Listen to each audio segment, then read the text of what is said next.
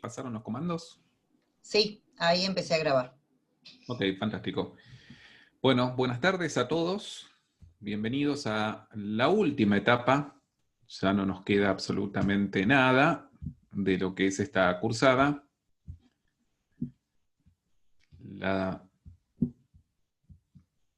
Vamos a revisar un poco lo que les comentaba Verónica. El tema de que vamos a ver hoy está vinculado a la escasez y la abundancia, en esta idea de cómo las tecnologías de la información y la comunicación han impactado en el concepto de producción, distribución y consumo de los contenidos. En esta línea que comentaba Verónica hace instantes, estas son las últimas clases. La clase de hoy, vinculada a este tema de la escasez y la abundancia, es un poco lo que ha puesto en jaque a los medios masivos de comunicación. Como decía Verónica, corresponde a la clase número 19. Nos queda una clase antes de la inactividad que está prevista para el día 23, que vamos a ver el streaming. El streaming está vinculado sobre todo a los algoritmos y sobre todo a la compresión de los archivos, tanto de audio como de video, el concepto MP3, ¿sí? Que es uno de los formatos de compresión de audio y de video. Luego, el día 27, tenemos la clase de Economía Política de las Hipermediaciones. El concepto de Economía Política de las Hipermediaciones es un concepto que utiliza Scolari y que nosotros lo vamos a ver en los tres niveles, tanto el de producción, distribución y consumo para los nuevos medios de comunicación. El día 27, lo que vamos a tener nosotros es que esa clase, si bien le vamos a disponer a ustedes de un video, esa clase va a ser sincrónica, es decir, va a ser un encuentro en donde nos vamos a poder encontrar para ver sobre todo las consultas previas a lo que va a ser el lunes siguiente del parcial número 2. Algo para acotar que es importante, el tema de economía política, las hipermediaciones, lo vamos a comenzar a ver en realidad el día 20 con el concepto de streaming. Pero los temas que nos quedan antes, digamos, del parcial, el tema de esa clase en particular, no va a entrar en el segundo parcial. Algo que es importante para todos es aquellos que tengan que rendir el final, van a tener que rendir, bueno, todos los temas que están dentro del programa y por lo tanto rendirán este concepto de economía política de las hipermediaciones y también el tema de la transformación de los contenidos, que son en realidad 4 temas que no van a ingresar en el segundo parcial. Pero como sabemos que son alumnos dedicados, devotos de esta materia, seguramente los van a ver y los van a seguir. La entrega de la segunda AP está prevista el 18 de diciembre. Por lo tanto, aquellos que obviamente rindan bien el segundo parcial, ya nos vamos a encontrar para la presentación de la AP, y en el caso de que esa se rinda bien, bueno, se dará por concluido obviamente el año. El día 25 hay una segunda inactividad académica, y nos queda el día 28 de diciembre, ya casi para brindar el recuperatorio de la AP, ¿sí? En el caso de que alguno no rindiese esta segunda actividad de manera efectiva. Por lo tanto, lo que nos queda por delante es día 27, tendremos una clase sincrónica y también va a ser una clase para que ustedes puedan hacer todas las consultas referidas a los temas del segundo parcial. También algo que es importante, el próximo viernes nosotros le vamos a poner a disposición un trabajo práctico que va a estar en relación al capítulo que nosotros le habíamos dado de Black Mirror, de la serie televisiva que se ve en Netflix, porque lo que va a hacer es ese capítulo y ese trabajo práctico nos va a poder integrar todo lo que hemos visto en estos temas que van a incorporarse en el segundo parcial. Se lo vamos a poner a disposición el día 20 y la entrega va a ser el día 27. Recomendamos que puedan hacer ese trabajo práctico porque, repito, los va a ayudar a orientarlos en el segundo y último parcial. Recuerden que las instancias, seguramente ustedes ya están cursando y lo saben perfectamente, aquellos que no rindan alguno de los parciales tienen que ir, o que les vaya mal, tienen la posibilidad del recuperatorio, que va a ser el 21 de diciembre, y en el caso de no aprobar, tienen la posibilidad de un integrador, ¿sí? En donde rinden alguno de los parciales que les fue mal en ese caso para mantener la regularidad dentro de la materia.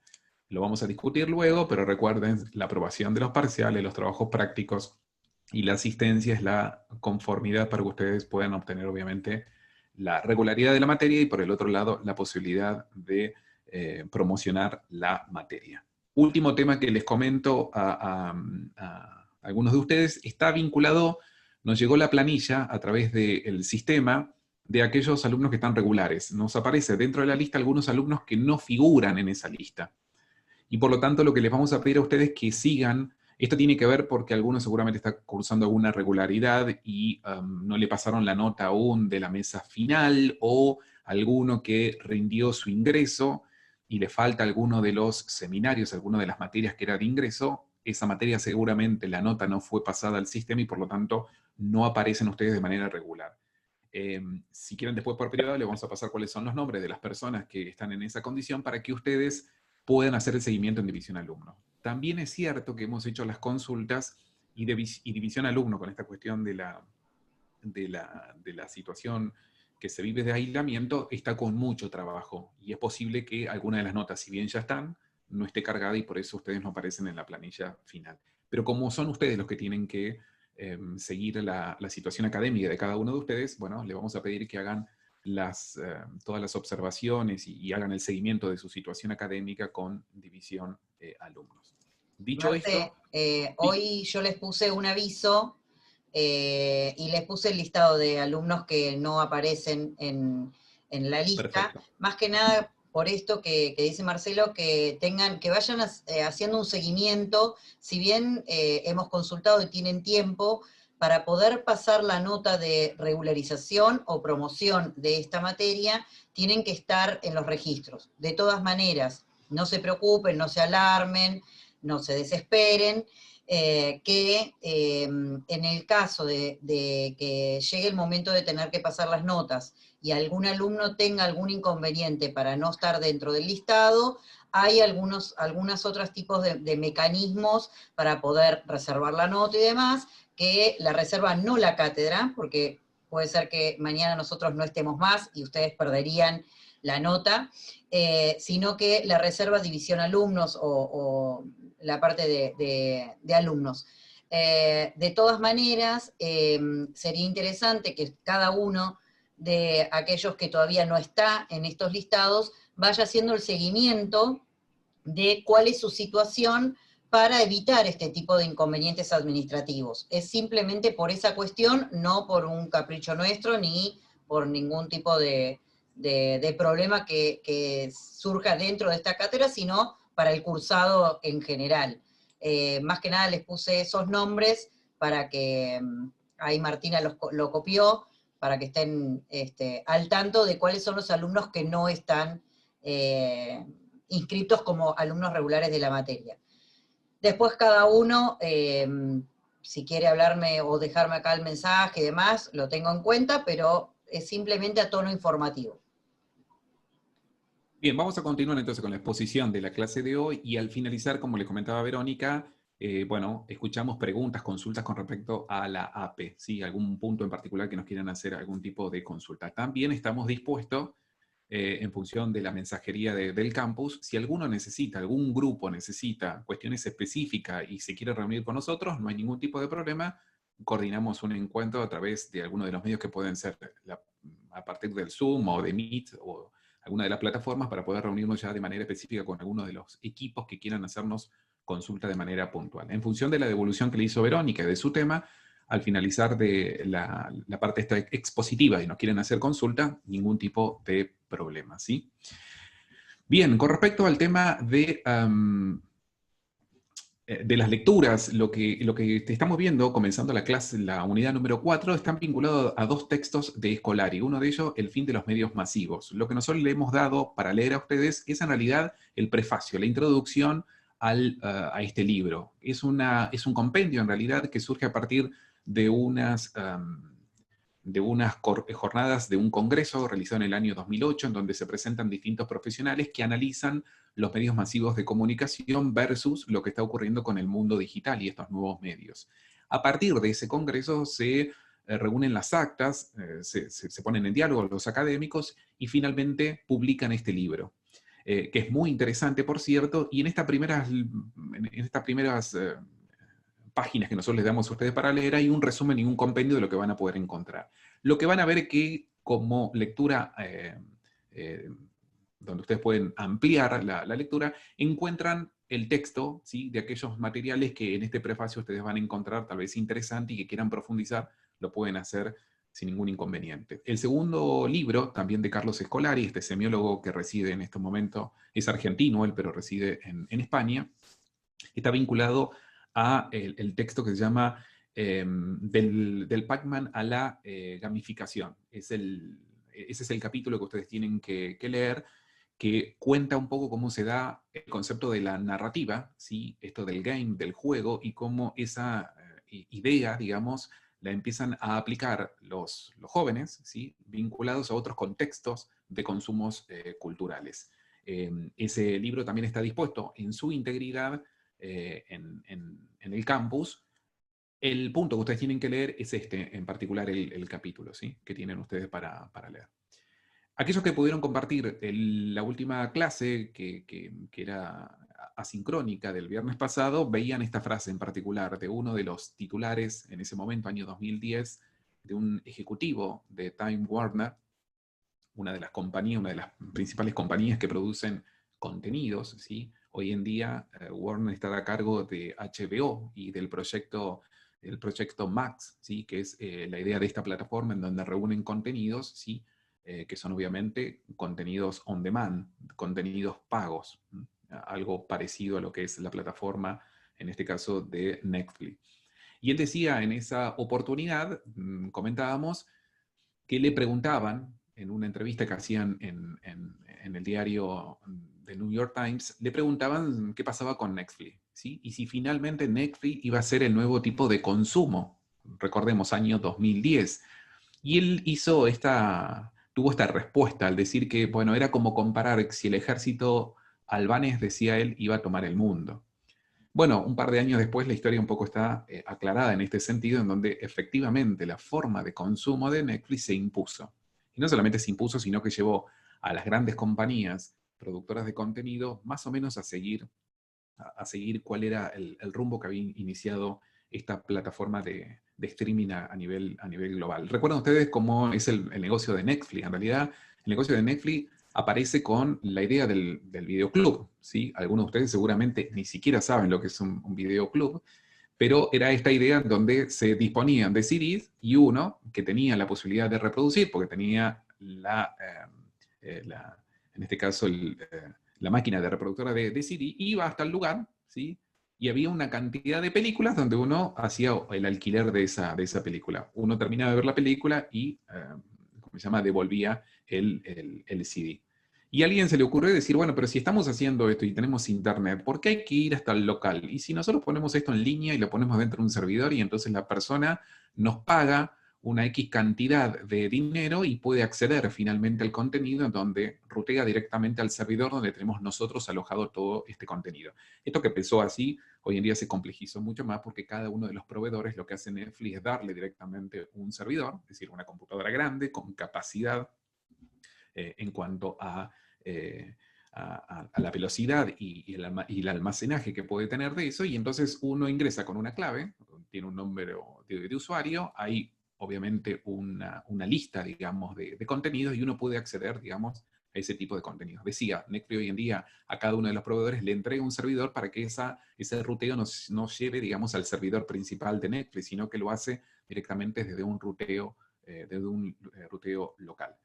Esto que en su momento, 2010, parecía algo como que no iba a ser parte del negocio, finalmente terminó siendo parte de ese negocio. Pero lo que nosotros queremos comentar en el día de hoy tiene que ver qué va a pasar en definitiva con la industria en la que ustedes se están incorporando actualmente. Si finalmente tenemos un tipo de industria que era la del siglo XX, en donde esa industria creaba una serie de contenidos, ¿sí?, hacía una distribución de esa serie de contenido y por lo tanto teníamos una forma de consumirlo, ¿qué va a pasar en esa industria en donde era pago ese contenido, en donde la nueva industria nos propone contenidos totalmente gratuitos? Accedemos a gratuitos, consumimos esos distintos contenidos de manera gratuita. Y esta es la discusión que está habiendo hoy en día en la industria. ¿Cómo se sostiene, por un lado, esa industria, si finalmente los contenidos van a ser gratuitos? ¿Y qué pasa con la vieja industria en función de esta nueva perspectiva. Y recuerden que en la clase pasada nosotros hablábamos de que finalmente los medios se fueron acomodando en función de la tendencia, ¿sí? Cada vez que aparecía un nuevo medio, en este caso la gráfica, y apareció la radio, y decían, bueno, ¿qué va a pasar con la gráfica en función de la aparición de la radio? Cuando apareció la televisión, uy, ¿qué va a pasar ahora con la radio? Va a desaparecer. Y lo mismo ocurrió con el cine, ¿no? La aparición de la televisión presuponía la desaparición de la industria cinematográfica en función de los nuevos consumos que tenía la población. Y lo que terminó sucediendo luego de varias discusiones académicas es que en realidad cada uno de los medios encontraba su lugar, pudo sobrevivir y de hecho fue demandado a lo largo del siglo XX. Sin embargo, la digitalización y esta transformación que nosotros ya hemos estudiado trajo cambios y cambios importantes sobre la industria de la comunicación. Ese cambio va a estar principalmente dado en lo que se llama el modelo de negocio. El modelo de negocio sobre industrias que en el siglo XX han sido más que poderosas y que han marcado la tendencia como es la industria editorial, la cinematográfica o la industria discográfica. Parándonos en esta última, pero podemos verlo en cualquiera de las otras industrias, la industria discográfica principalmente lo que tenía era o trabajaba sobre la escasez de las obras, ¿sí? En el caso de un cantante, la empresa discográfica, bueno, conseguía, vinculaba, buscaba nuevas figuras, nuevas estrellas, pasaban a formar parte de la discográfica a partir de un contrato. Había personas que eran los cantantes, pero había también compositores, por lo tanto se componía una cantidad de temas para esos cantantes en particular, y por el otro lado tenían asociado lo que era la reproducción de las copias. En primer término, el vinilo, ¿sí? Que fue la primera forma de copia y reproducción desde el punto de vista analógico, y luego pasamos al CD, y el CD con las características ya digitales. Pero tenían integrado el negocio, desde el cantante hasta la posibilidad de la reproducción de copia. ¿Dónde estaba el modelo de negocio? En la mayor cantidad de copias que se podían vender. Claramente estaba en la segunda fase que se dio sobre todo a finales del siglo XX, que era la posibilidad de nosotros poder ver en vivo y en directo a la figura, aquel cantante que nos gustaba. Es decir, que había una derivación del modelo de negocio. No solamente la venta de las copias, que era el principal, el principal negocio, sino que había una posibilidad también de que esa persona saliera de gira y obviamente vendiera shows y por lo tanto la posibilidad de vender entradas. Pero como veíamos, o como acabamos de explicar, existe una vinculación desde el cantante hasta la posibilidad de la reproducción del copia en una integración dentro de esa industria. Pero, ¿qué pasó cuando aparecieron los dispositivos, en este caso digitales, pero domésticos? Decíamos nosotros, y cuando definíamos que eran las TIC, decíamos que las TIC son todos aquellos dispositivos software y hardware que tienen o que nos permiten hacer una cantidad de acciones. Y decíamos, se pueden integrar porque tienen un protocolo común. ¿Sí? Lo principal es que son una diversidad de dispositivos, pero que pueden estar integrados. Bien, lo que ocurrió es que finalmente se produjeron las copias. Y aquí entraba entonces un concepto en juego, que es un término en realidad que es jurídico, que es el copyright. El copyright, digamos, de quién es el derecho, y el derecho en este caso de la empresa discográfica que había invertido en su artista, en la producción de esa obra, pero que en este caso su principal negocio, que era copia, venta y distribución de ese material, hoy en día estaba en manos de los usuarios que una vez que habían adquirido esa copia, podían volver a reproducir copias con la misma calidad y en este caso poder compartir ese tipo de copias. Por lo tanto, como a veces se piensa que Internet en realidad lo que hizo fue cambiar el hábito, en realidad lo que Internet fue acelerar un hábito que ya estaba dispuesto en nosotros en cuanto consumidores de medios. ¿Qué tiene que ver con este hábito de compartir? Internet lo que va a hacer es acelerar exponencialmente este hábito que ya estaba dado, ¿sí? Y la idea esta de compartir tiene que ver con el hecho de compartir con los demás. Cuando nosotros le proponíamos a ustedes leer el libro en donde nos indicaba cómo se producían las redes sociales, bueno, uno de los hechos principales por el cual nosotros nos contactamos con el otro tiene que ver con esta idea de poder comunicarnos, pero a su vez de poder formar comunidad y por lo tanto el hecho de compartir. No sé si en algún momento lo dijimos, cuando vemos la palabra comunicación, la raíz de la palabra comunicación es común, ¿sí? Y a partir de común se desprende una serie de términos como comunidad, comunión, ¿sí? Comunicación.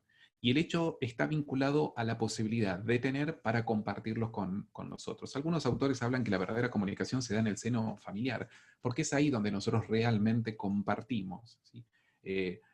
Se produce todo este ámbito de la verdadera comunión, ¿sí?, entre las distintas personas. Pero volviendo al tema, decíamos nosotros que Internet lo que hace no es cambiar el hábito, sino lo que hace es amplificar exponencialmente ese hábito que ya estaba dado. Y esto va a traer la primera consecuencia a las industrias que habían dominado desde el punto de vista de los consumos culturales durante todo el siglo XX. Uno de los principales conflictos, y va a ser tema de uno de las grandes denuncias y posteriormente juicio, es a un joven de 19 años, ¿sí?, de los Estados Unidos. Le gustaba la música, le gustaba dos cantantes en particular, Pink Floyd y Led Zeppelin. Este joven de 19 años tiene una idea que es fantástica. Decía, bueno, pero si yo ya tenía la posibilidad de hacer copias en mi casa y dárselos a mis amigos, ¿y si puedo utilizar esto utilizando la internet? Es decir, no teniendo un servidor y yo teniendo que ingresar para ir a un servidor. Si yo transformo mi propia computadora en un servidor y además la comparto con mis amigos y por lo tanto todos los gustos musicales son compartidos entre todos, y esta idea que tuvo este joven de 19 años, que lo conformó en un momento como multimillonario, llevó a uno de los juicios más importantes de la historia. Estamos hablando de la posibilidad de bajar música en la compresión MP3, que lo vamos a estudiar la próxima clase, en su propia computadora y a su vez poder compartirlo, ¿sí? Así se creó lo que se llama el caso Napster. Este caso, que es muy estudiado, por cierto, tenía que ver con la idea de poder compartir archivos, ¿sí? Les vamos a dejar la pregunta o la incógnita abierta para que ustedes nos digan qué pasó con este joven, ¿sí?, y qué pasó finalmente con la industria. Y por qué señores tan poderosos se preocupaban finalmente por lo que podía ser esto de compartir. Claramente aquí estaba asociado en ese momento el término de la piratería y el concepto de el copyright. Es decir, bueno, quién es el dueño de la obra y finalmente quién tiene la disposición de poder compartir aquello que en definitiva tiene un propietario en este caso intelectual, y en definitiva esa propiedad intelectual está protegida por una ley. Como les decía, esto desde el punto de vista tecnológico derivó en una gran discusión. ¿Qué hizo este joven? Bueno, hizo esto, lo que se conoce como peer-to-peer, que es la posibilidad de P2P, que como decíamos era compartir su propia computadora, no en el concepto de servidor y cliente. Es decir, yo por ejemplo accedo a un servidor, estoy con un acceso, digamos, a internet, y lo que estoy haciendo es introducirme en un servidor. En ese servidor está registrada toda la información a la cual yo quiero acceder. En este caso tiene que ver con el mismo concepto de internet. ¿Se acuerdan que hablábamos de nodo? Y en el libro conectado cada una de las personas es un nodo. Bueno, aquí ocurre lo mismo. Cada una de las computadoras es un nodo. En esa computadora lo que se hace es bajar, rastrea todo lo que son los archivos MP3 y los baja a una carpeta. Y esa carpeta es la que es compartida con las demás computadoras. Por lo tanto, lo que tenemos acá no es el concepto de servidor, sino que tenemos el concepto de igual igual, muchas computadoras. Si ustedes observan el modelo, es lo mismo que ocurría al inicio de Internet, ¿verdad? ¿Se acuerdan cuando hablábamos de Internet, que era la posibilidad de compartir las distintas computadoras, que en ese caso en realidad eran servidores, porque eran una serie de computadoras conectados a un nodo central, que era un servidor de una universidad, y la idea era compartir esa información con otras universidades? Ese concepto lo lleva a este joven de 19 años a crear este modelo y decir, bueno, lo compartimos, no existe el concepto cliente y servidor, sino que tiene que ver con esto del intercambio de información, ¿sí? El intercambio de información es en cualquier formato, ¿sí?, siempre y cuando estén conectadas las computadoras. Principalmente lo que le interesaba a él era poder compartir música, en definitiva, ¿sí? Pero claro, volvía a aparecer la pregunta, ¿esto es piratería? Si yo tengo una especie de consumo y en algún punto yo he pagado por ese consumo, lo tengo reservado al compartirlo, ¿sigue siendo piratería? Obviamente que la discusión legal se ha extendido en el tiempo. La pregunta era por qué grandes compañías finalmente se meterían con esta especie de consumo. Si era realmente esta idea de compartir realmente traía un perjuicio, digamos, importante hacia la industria. Y algunos críticos hablaban de que la industria no estaba entendiendo por dónde estaba yendo finalmente este nuevo modelo de negocio. Y ese viejo modelo de negocio, que se había cimentado sobre todo a lo largo de, el siglo XX, se estaba agotando. Y aquí se involucra lo que se llama la geopolítica y los estados nacionales. Los estados nacionales hacen protección justamente del copyright porque fíjense lo que ocurre en este caso. Este gráfico está tomado de la Asociación Internacional de Copyright a nivel mundial. Y fíjense lo que representa en cuanto al Producto Bruto Interno, es decir, todo lo que produce económicamente un país, la idea de las industrias de derecho de autor. Bueno, ¿cuánto representa en la economía de un determinado país versus cuánto representa la cantidad de empleo que se generan a partir de esas mismas industrias? El último gráfico pueden observar que corresponde a los Estados Unidos. La barra azul corresponde a la contribución que hace esa industria al PBI de ese país. Fíjense la barra azul que llega al 11%. El 11% de la economía norteamericana está representado por las industrias, sobre todo culturales. Y fíjense que la cantidad, la contribución de empleo que genera justamente esa industria llega casi al 8%. ¿Sí? Por lo tanto, estamos hablando de una industria que requiere la protección y el cuidado por parte de sus estados nacionales. ¿Para qué? Para mantener la creación, en este caso de riqueza, pero por el otro lado también mantener la cantidad de empleos. Si ustedes recorren la gráfica, después si quieren rever nuevamente el video, o si ingresan a la página web del informe internacional, lo que van a ver ustedes es que no aparece Argentina. Y paradójicamente, muchas de las producciones que se realizan, digamos, que se manufacturan, es en la República Argentina. ¿Sí? En este caso, por un lado, por la baja de costos en relación al dólar, por esta cuestión de evaluación que nosotros tenemos en nuestra economía, pero también por los recursos humanos que existen en la República Argentina para lo que son producciones relacionadas en este caso. La Argentina sí lo que perdió es parte de la creación de nuevos contenidos.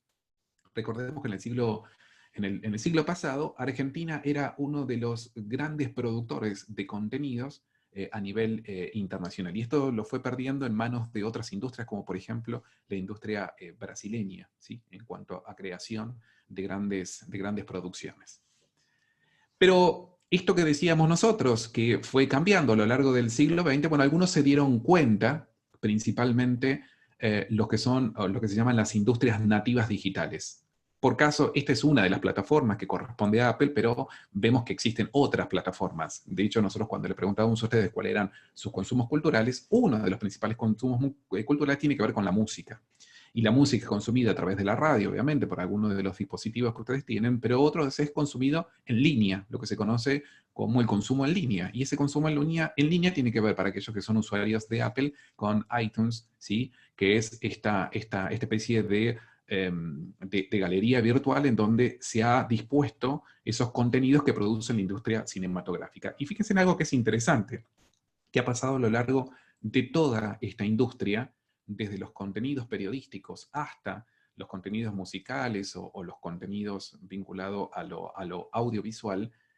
Las empresas, las nativas digitales, se quedaron como portales de ofrecimiento de estos servicios y los demás se quedaron como proveedores. Aquellos que tenían y aquellos que eran originarios de estas industrias pasaron a ser proveedores de otras industrias.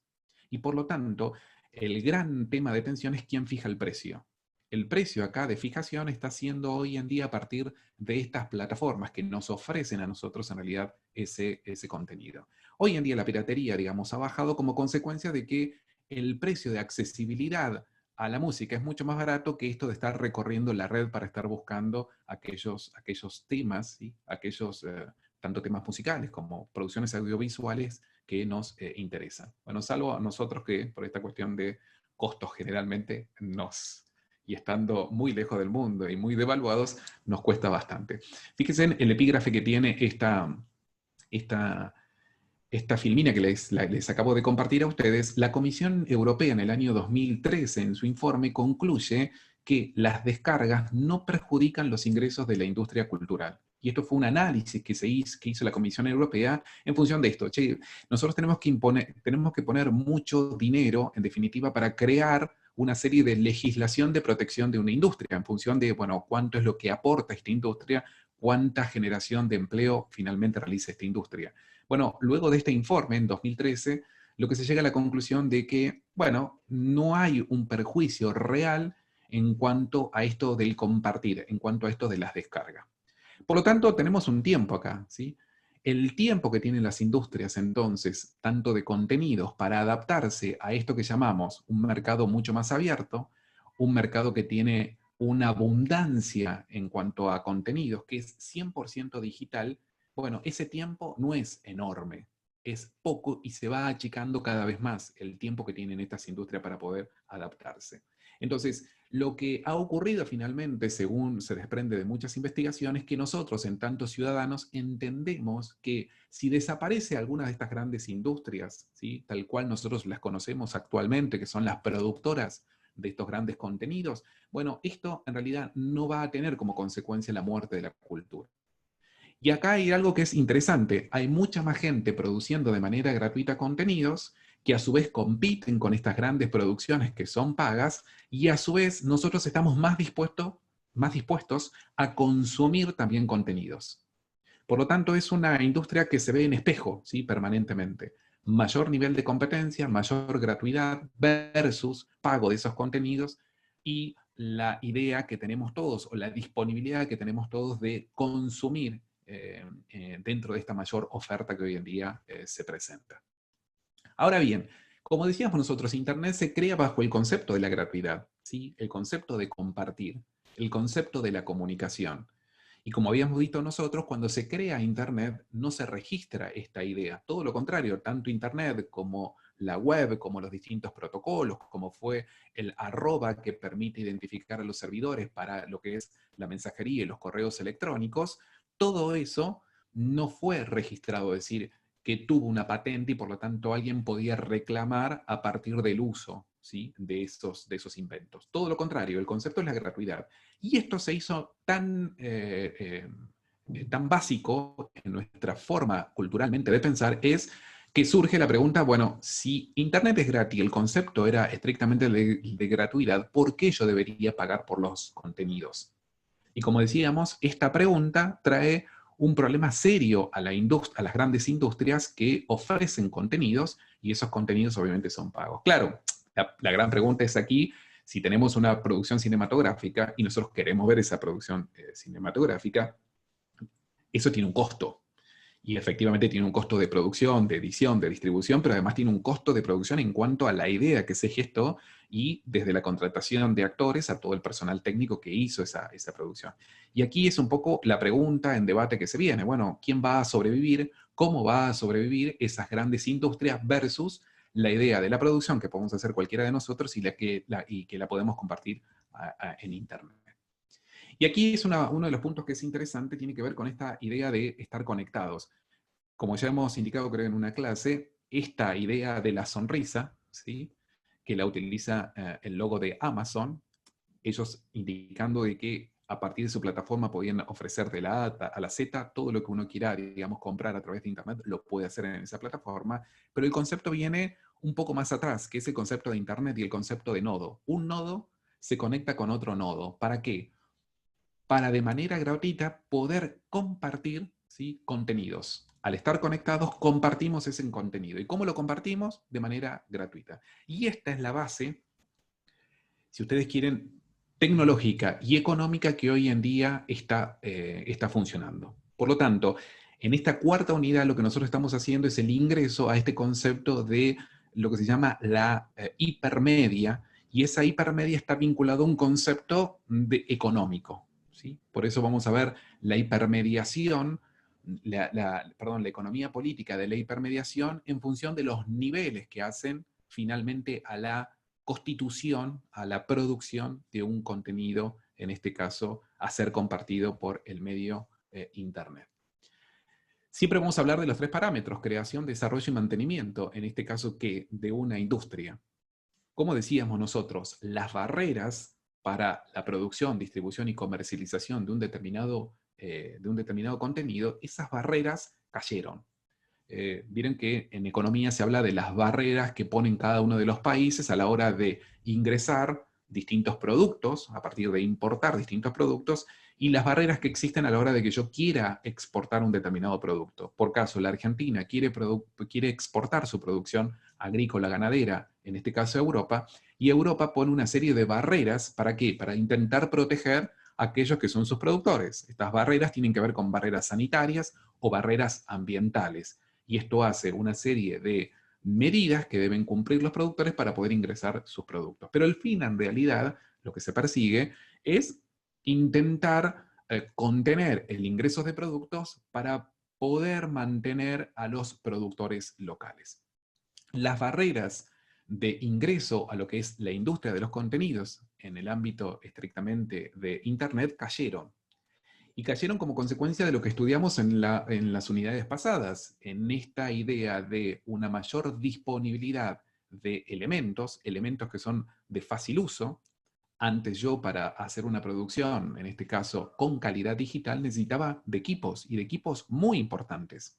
Pero a la hora de poder segmentar, es decir, de poder distribuir esa producción, requería también de mucho conocimiento, porque el acceso a esos mercados estaba bastante limitados, y sobre todo había muy pocos que ejercían esa acción de poder distribuir el contenido. Y finalmente la comercialización también estaba sujeto finalmente a esos canales de distribución. Hoy en día nosotros tenemos de manera gratuita dónde poder distribuir, ¿sí? Y dónde poder comercializar finalmente nuestros productos.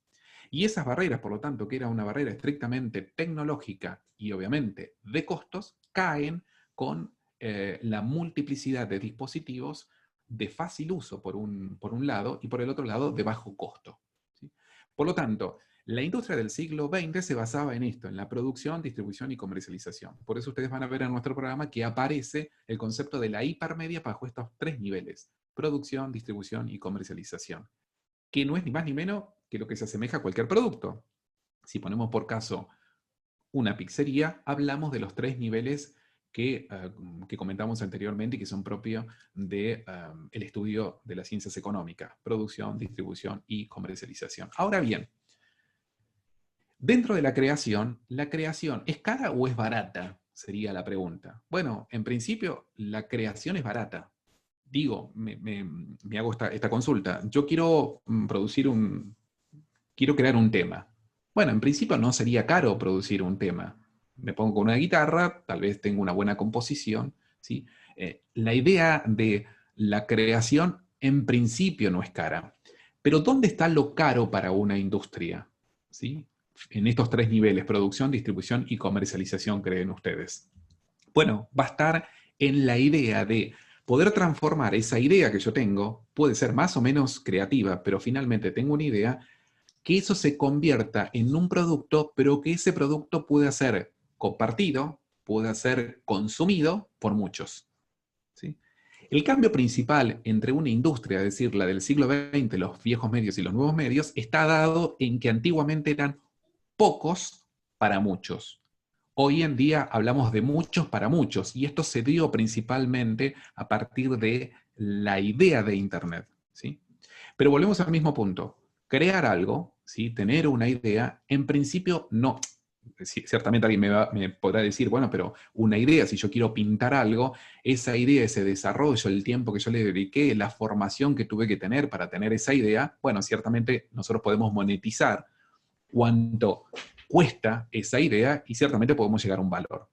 Pero más allá de esa discusión, podemos decir que la idea en sí no es cara de conformación. El gran tema va a estar llevar esa idea inicial, convertirla en un producto y que ese producto pueda ser consumido por muchas personas. Y la idea principal es que antiguamente la tecnología para poder desarrollar justamente esa idea y que finalmente pueda ser consumida por muchos era costosa. Hoy en día no lo es. Y este es el punto principal de cambio que se produce en las tecnologías de la información y en los contenidos que va a existir dentro de esas tecnologías de la información. La idea es que esto les pueda ayudar a ustedes, además, es a constituir sus APs 2, ¿sí? Que ustedes puedan trabajar en función de estos conceptos, obviamente, el tema que ustedes están desarrollando. Volvemos a este punto, ¿sí? Ustedes ahora tienen una idea, tienen lo que se desarrollaría un tema. La pregunta que ustedes tienen que formularse es, bueno, ¿esto puede ser interesante para muchos? Y cuando hablamos de muchos, no hablamos de todos los públicos, porque lo que nos permite hoy la tecnología es en la distribución. En la distribución poder segmentar la distribución. ¿Sí? Y esa distribución la vamos a poder hacer. Antiguamente poder segmentar era bastante complicado en los medios masivos de comunicación. Hoy en los nuevos medios, esa segmentación que produce esa distribución se puede realizar, porque hoy en día tenemos la tecnología para poder hacerlo. Bien, entonces, hay un libro de Christian Anderson que se llama Gratis, el futuro de un precio radical, y él va a decir lo siguiente: si el costo de producción es cero o tiende a cero, el costo de distribución es cero o tiende, en este caso, a cero, entonces el costo de adquisición de dicho contenido o producto no puede tener más que la gratuidad. Y esto en definitiva puede parecer muy linda esta frase, pero la pregunta es, bueno, si todo tiene costo cero, ¿cómo vamos a vivir nosotros? Y en segundo término, ¿cómo van a hacer los países para que ese nivel de producción, que en definitiva, aporta a lo que es el producto de un país, pero a su vez aporta puestos laborales, ¿cómo hacemos para que siga existiendo? Si finalmente se da esta máxima. La pregunta es, si todo es gratuito, ¿no va a haber negocio?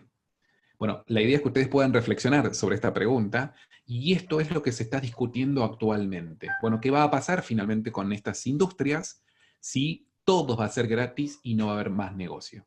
Una de las primeras respuestas es que esto no está ocurriendo, porque recuerden que la clase pasada analizábamos los números que arrojaban la industria cinematográfica. Es cierto que se producen menos películas, y esto está vislumbrados desde el año 2013, hay una merma en cuanto a producciones cinematográficas.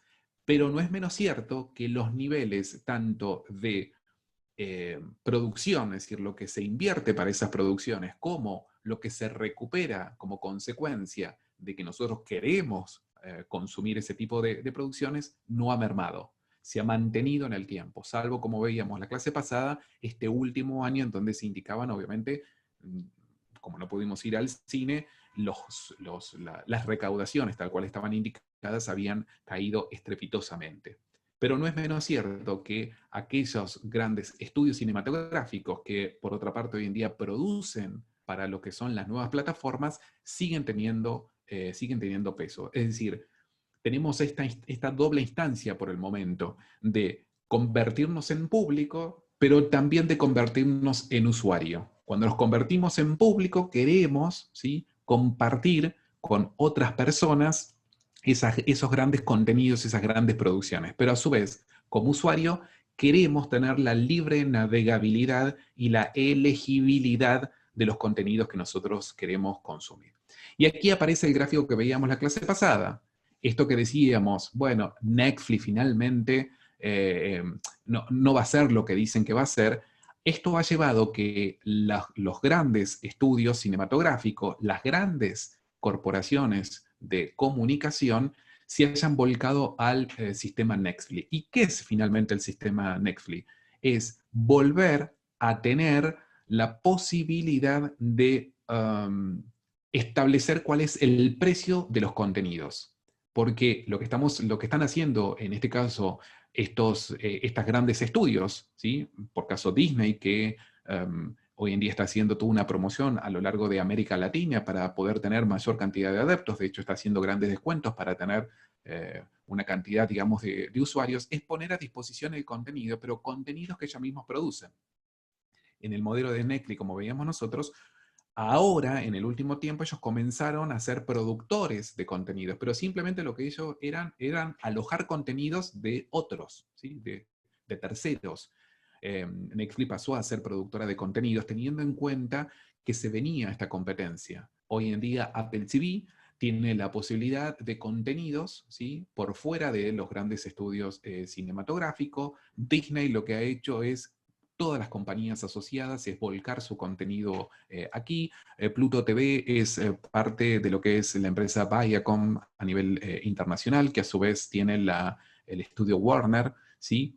Prime Video nos está faltando aquí, que podríamos también incorporar el caso de la compañía, de lo que era la empresa Movistar a nivel internacional, que tiene la red de telefonía básica, pero también satelital, y la telefonía móvil, que también ha lanzado su portal. Y como veíamos la clase pasada, el caso de HBO, de Max, ¿sí? Que renombra su plataforma, ¿sí? Y que dentro de sus empresas reúne a varias empresas vinculadas, no solamente con la producción de contenido, sino también con las compañías telefónicas como es AT&T. Y fíjense en lo que es interesante en este punto. Lo que hoy en día están a la búsqueda estos grandes generadores de contenido es la experiencia. En esto de la gratuidad versus lo pago, el negocio, gracias a lo tecnológico, está yendo en explotar la experiencia. Y la experiencia está vinculada a cómo, dónde, cuándo y en qué formato yo quiero consumir los contenidos. Y yo puedo saber esto a partir justamente de la tecnología y de los algoritmos. Como somos usuarios, nos pueden identificar y por lo tanto puede hacer un rastreo de cuáles son mis consumos. El algoritmo entonces puede predecir finalmente qué es lo que me puede ofrecer, cuándo me lo puede ofrecer y de qué modo me lo puede ofrecer. Y esto da pistas finalmente a las industrias por cuáles son los nuevos formatos, los nuevos usos y los nuevos contenidos que está esperando cada uno de los usuarios. Y además, ese tipo de contenido es individual. O sea, no estamos hablando de una audiencia masiva, sino que estamos hablando de consumos individuales que me lo permite la tecnología. Dudas, consultas, preguntas, las contestamos por el chat. Y si no, lo que vamos a pasar es a trabajar finalmente con el contenido de sus APEs. Si hay algún tipo de consultas y preguntas, también las vamos a responder. El último tema que vamos a ver el viernes que viene está vinculado a el streaming. Por eso es muy importante que ustedes vean, volvemos a repetir, el capítulo que le hemos dado a ustedes para estudiar, porque en el concepto del streaming vamos a ver lo que se llama los algoritmos que están vinculados y además esta idea de cómo comprimimos, ¿sí? Porque recuerden que cuando transmitimos información, sobre todo información vinculados a audios y videos, estamos hablando de pesos, ¿sí? De mucho peso que debe ser transmitido a través de, en este caso, de Internet. Estamos hablando de la infraestructura real que tiene Internet. Bueno, lo que llevó a la industria fue a poder comprimir. ¿Cómo hacemos para poder comprimir esas imágenes, esos audios, para que finalmente puedan ponerse a disposición y puedan ser compartidos y puedan ser consumidos por todos? Escucho, Vero, si hay alguna consulta o pregunta. Por un lado, el tema del libro de Scolari, ¿cuál es el capítulo que tienen que leer? Porque no lo dejamos no está en el programa el capítulo. Pac-Man a la gamificación. Sí, pero el capítulo en particular, porque está el prólogo, de Scolari está el prólogo y el capítulo número 1 es de Scolari, después están los otros que son de los otros autores. Y no hay un capítulo. Ok, ahora les indico las páginas, perdón. Bien. Sí, ahora les indico las páginas. Pensé que estaba aclarada las páginas. Dale, se lo dejamos en avisos, le ponemos bien cuál en es aviso para todos. Le ponemos Y así además le quede el link para aquellos para que no estén participando ahora, digamos, y pueda tener la grabación y la pueda escuchar, lo vamos a compartir directamente en aviso para que lo puedan ver, ¿sí? Bien, y recuerden, después... tanto los dos temas están hablando de los contenidos, de cómo se navegan, y sobre todo de esto último que decíamos nosotros, cómo, cuándo y dónde, si estamos dispuestos nosotros a consumir esos materiales. Y por el otro lado, la idea que tiene la industria es de volver a hacerse de aquello que finalmente produce, ¿sí? Hay distintas técnicas de esto de volver a conducir finalmente este proceso, que como decíamos, las industrias nativas digitales finalmente están conduciendo este nuevo proceso. Bien, y después un aporte que hace Laura, que como está cursando algunas materias de segundo, sí, en la cátedra de comunicación y medios, creo que es, sí, comunicación y medios, leyeron, no sé si todo el libro, gratis El futuro a un precio radical de Chris Anderson. Así bien, que, perfecto. bueno, La idea es que, como ustedes saben, en esta materia lo que nosotros hacemos es poder explayar todos los temas que luego ustedes van a profundizar en cada una de las materias. Esta es la materia base de las demás materias y la idea es que ustedes obviamente puedan profundizar en cada uno de estos temas. Pero bien, perfecto la aclaración. Bien, y después no hay ninguna otra pregunta. Lo que podemos hacer es, si bien a todos les puse un comentario de retroalimentación, si estaba aprobado o no el tema, y si estaba aprobado, pero que tengan en cuenta algunas sugerencias en cuanto a la delimitación del tema, o alguna cuestión específica. En todos los casos recuerden que más allá de que el tema puede ser conocido o que haya mucho escrito acerca del tema o que haya otros productos similares, ustedes tienen que pensar en aquello que los va a diferenciar de aquellas producciones ya realizadas. El objetivo es que, más allá de producir un contenido hipermedia, es decir, desde lo visual, desde lo estético, desde la navegabilidad, de estos conceptos que hicimos referencias como la no linealidad, el de muchos a muchos, la colaboración, la interactividad, lo multimedial y demás, también tienen que hacer foco y profundizar en la producción periodística, porque no olvidemos que ustedes están cursando periodismo. Por ende, todos los temas, independientemente de que algunos son más conocidos que otros, sobre algunos temas hay mucho escrito o hay muchas producciones similares acerca de los temas que han planteado, ustedes pueden y deben buscar aquello que no se encuentra aún explotado o profundizado en los nuevos medios. Por ende, de todos los temas que han propuesto, recuerden que tienen que producir 100% del material, desde la creación de la marca y el logo, es decir, el nombre que le van a poner a su producto, el logo, ¿sí? Y después todos los materiales que incluyan en la hipermedia tienen que ser de producción propia. Por ende, si hay un tema que es muy conocido, generalmente van a estar tentados a buscar aquello que está en internet y hacer un refrito. Realmente cuando uno toma distintas cuestiones de distintas fuentes y reelabora un material, algunos le llaman curación de contenidos, en periodismo le llamamos refrito, ¿sí? Eso de reelaborar un producto ya realizado. Obviamente que pueden basarse en fuentes y en materiales que estén disponibles, porque obviamente que van a tener que hacer uso de, hay algunos grupos que van a hacer periodismo basado en datos, entonces obviamente que ahí no van a producir encuestas y demás, ni pretendemos que lo hagan. Ahí sí, obviamente que van a referirse a las fuentes y a lo que ya está publicado. Lo que no deben hacer es un copio y pego. Y si usan materiales de fuentes, ¿sí?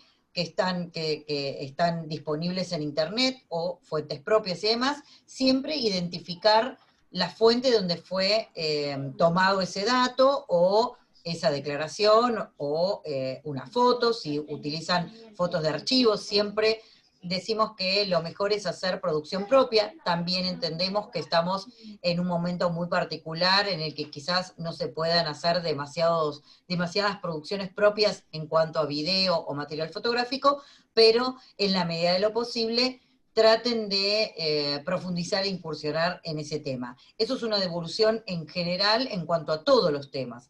Después, si tienen consultas o preguntas particulares de cada uno de los temas según los grupos, lo vamos a ir viendo de acuerdo a lo que ustedes requieran.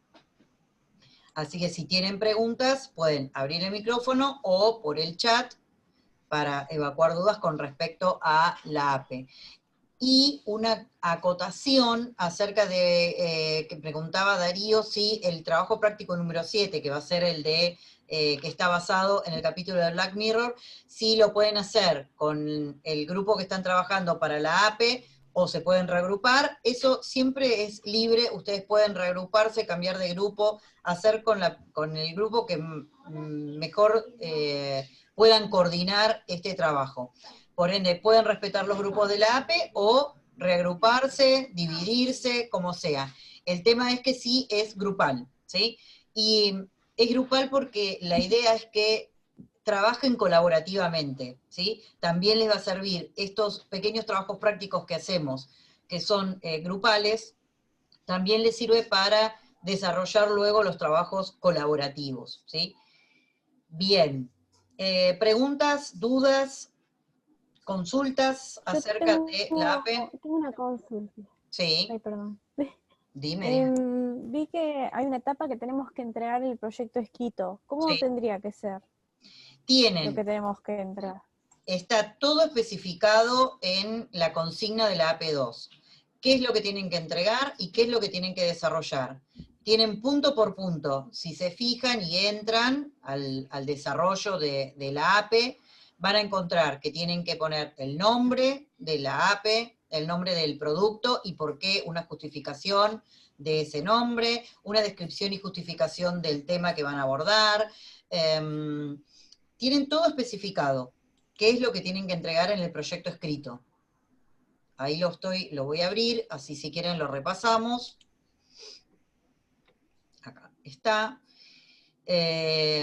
Proyecto escrito, tienen nombre del proyecto, una breve descripción del nombre elegido, descripción y justificación del proyecto, ahí tienen que detallar eso que yo les puse a cada uno, detallar las razones que justifican la elección del tema, explicar la situación, el contexto actual, en qué modo el tema que ustedes van a abordar afecta, impacta o satisface al consumidor que ustedes tienen en mente. Tienen todo especificado ahí, dar respuesta a eso. Después, una fundamentación y objetivos de la hipermedia, es decir, detallar las razones que justifican la realización del proyecto, mencionar los objetivos que se buscan alcanzar y la finalidad del producto. La audiencia o los consumidores, o sea, recuerden que ahora hablamos de consumidores, deben describir a quién está dirigido el producto, identificar a los consumidores, distinguir entre consumidor principal y los secundarios, bueno, hacer una segmentación de los consumidores. El contenido, al pensar el tema o el contenido de la hipermedia, deben tener presente el foco del proyecto, aquello que los distingue de la competencia, las secciones o los elementos que van a incluir, se van a incluir videos, audios, fotos, encuestas, calendarios interactivos, hipertextos, todo o cada uno de los contenidos que van a utilizar tienen que fundamentar por qué está ahí, ¿sí? Por qué tomaron esa decisión. Y tiene que ser coherente entre la fundamentación del proyecto, los consumidores y el contenido propuesto, ¿sí? Y todo eso que dicen que va a estar, luego tiene que estar representado en la hipermedia que van a presentar finalmente.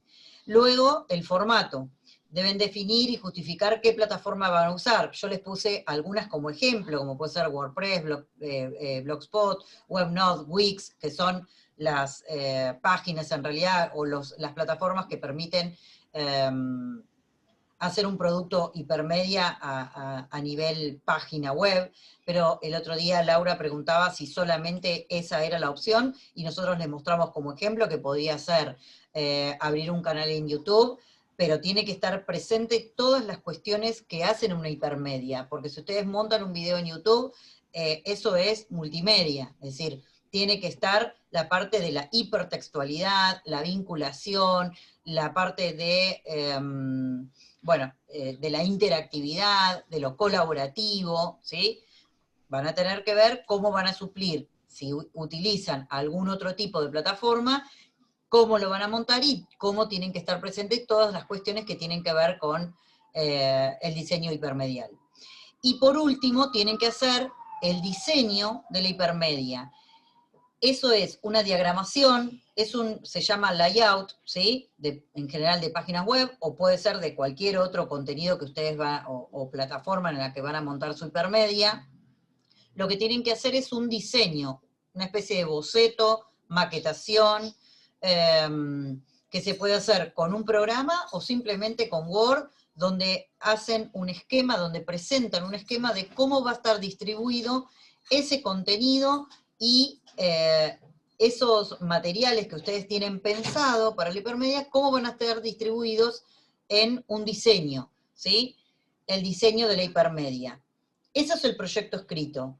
Después de eso, tienen que presentar la hipermedia, es decir, el producto basado en ese proyecto. Tienen todo especificado en la consigna que está colgada, que dice AP2. Tienen las etapas, la descripción del proyecto, qué es lo que tienen que presentar el proyecto escrito y cómo, ¿sí? Las características de la entrega. Después la hipermedia, ¿sí? Qué es lo que tiene que tener y cómo vamos a evaluar tanto el proyecto escrito como la hipermedia. En realidad ahí tienen el modo de evaluación de la hipermedia, el proyecto escrito vamos a evaluarlo cuando lo presenten, ¿sí? Bien, ¿quedó respondida la pregunta? ¿Se Sí, fue? muchas gracias. Ah, ahí está. Bien. Algo que es importante, la fecha de entrega de eso era el día 11. Si alguno lo quiere adelantar, por ejemplo, el día 4, el viernes 4, digamos, para que nosotros lo tengamos antes, porque ya lo pueden hacer, no hay ningún inconveniente. Si no, no hay ningún problema, se respeta la fecha del día 11, que es la entrega del escrito. Porque luego, el viernes siguiente, que es el 18, es la entrega ya de la AP en sí. Recuerden que el proyecto Bueno, no sé escrito... si... Hago una aclaración más. Recuerden que el proyecto escrito es una guía para ustedes, para elaborar un proyecto. Es decir, ustedes pueden hacer un proyecto, montar una página y demás sin pensar demasiado.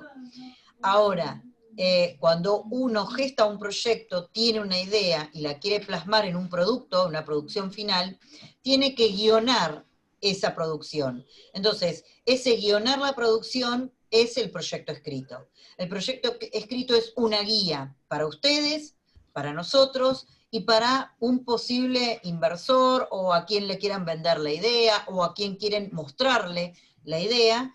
Se hace a través de un proyecto escrito y de un demo, ¿sí? En este caso, ¿qué es lo que ustedes van a hacer? No van a montar toda la hipermedia, sino que van a mostrar una parte de esa producción. Es decir, van a desarrollar un tema dentro de ese, o un subtema dentro de ese gran tema que han presentado y desarrollarán, profundizarán en un subtema. Entonces, eso es lo que se llamaría un demo de un producto, ¿sí? Bien. ¿Algo más?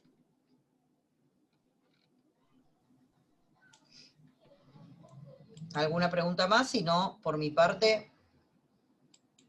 Ok, quedamos entonces en esta manera. Cualquiera que quiera, por ejemplo, trabajar en particular, tiene dudas y quiere hacer una reunión con sus integrantes de equipo y con nosotros, ningún problema, nos escriben por la mensajería y coordinamos a través de algunas de las plataformas un encuentro sin ningún tipo de inconveniente.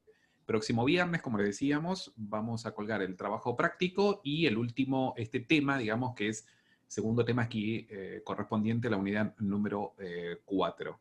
Por otra parte, como decíamos, el día 27 va a ser una clase, teniendo en cuenta que el 23 no tenemos clase, el lunes 23 no hay clase, el día 27 lo vamos a hacer sincrónico y en esa oportunidad lo que vamos a hacer, además de presentar el tema, vamos a hacer un repaso de las temáticas que ingresan en el parcial, que es el lunes siguiente, lunes 30, ¿sí?